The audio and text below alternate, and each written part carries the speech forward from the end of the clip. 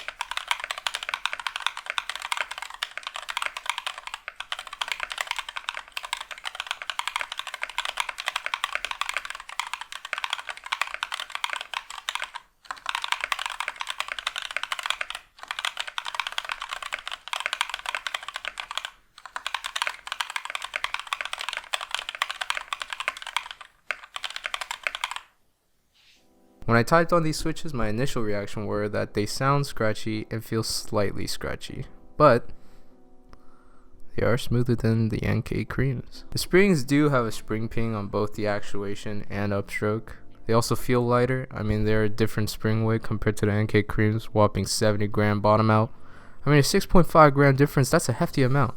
And comparing to the alpacas to the Oways, which have a 5 gram difference, the alpacas feel significant. Now, one thing that I would like to say about the difference between the two switches' smoothness is that you would think they would feel identical, but they don't. And I'm gonna say it's because of the stem. Well, obviously it's gonna be this. Nobody knows what the stem is made of. I wish I knew, but like, I can only assume that it's not POM. You know, why is that? Because we know what that feels like. If we look at the Novel Key creams, they were a full POM housing switch. Both the housing and stem were POM, and they were scratchy. So in the case of the Durock POM linears, if they were POM, stem included, we would have seen some form of scratchiness that was similar to the NK creams. But because we don't feel that, we can assume that the stem is made of some other material, or like a mixture of a material. Or I'm just being stupid and making some stupid shit up. Now on to the lubed version of these switches. How do they feel? How do they compare to the likes of their competitor NK creams? Well, they feel pretty good.